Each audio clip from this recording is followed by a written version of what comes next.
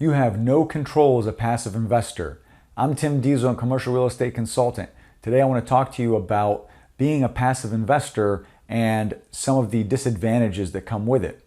So if you were to join a syndication group of some sort and you wanted to be an investor in maybe a large multi-family project, the advantages are you're going to be making whatever it is, 8, 10, 12, 15%, and just mailbox money, cash is coming in, nothing to worry about. Hey, that's great. Now, if you're a seasoned investor, this is not for you. This doesn't make any sense.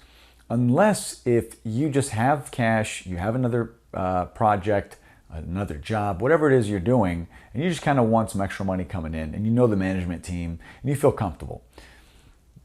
Other than that, I don't know, because if you're a new investor, that would probably make the most sense for you.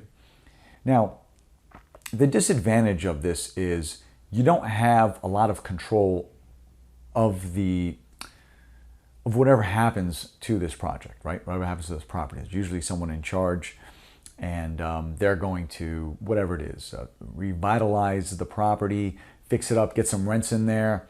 They're going to turn it up, and they're going to probably sell it, let's just say, in 5 years. Well, you're just on the sidelines collecting your cash until it's completed. Now, that's the biggest disadvantage. If you are willing to start small, do a lot of the stuff yourself, you have a lot more control. So it's not that I don't like syndication deals or I like big groups. It's just that sometimes that's not always the best plan of action. See, when they're putting this together and they're saying, hey, we're going to take down 123 Main Street, and we have all this money, and we're going to do, and we're going to raise it, and we're going to get this thing turned around. Well, sometimes things don't go according to plan. Maybe you can't raise the rents as much as you thought you could. Maybe you can't separate the water meters. Maybe you can't do some things, and they're forced to improvise. And if you have a great idea, doesn't necessarily mean they're going to take it. It's just that's the thing I'm not very crazy about. So if you're an experienced individual and you've done this a few times, it's probably not the best way to go.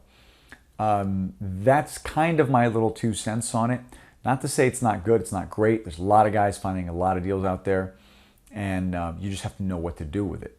Because a lot of times you'd be surprised if you were working on something, and what I have done is I've researched who owns the 200 unit apartment building, and I phoned them up and I said, listen, if I pay you, would you help me on a couple of these things? And a lot of times they don't even take your money. They'll help you. It's not really competition because it's not very often they're right next door. And when I say next door, I mean 5 or 6 miles away. And it doesn't really work that way. So if you do need advice on how to maneuver, you can usually find it. And that's kind of my take. Hope that was helpful. So don't get into a syndication deal if you're someone who can really navigate the waters. Otherwise, if you're a different part of your career and you just want to let it ride, then it's a fantastic opportunity. All right, thank you.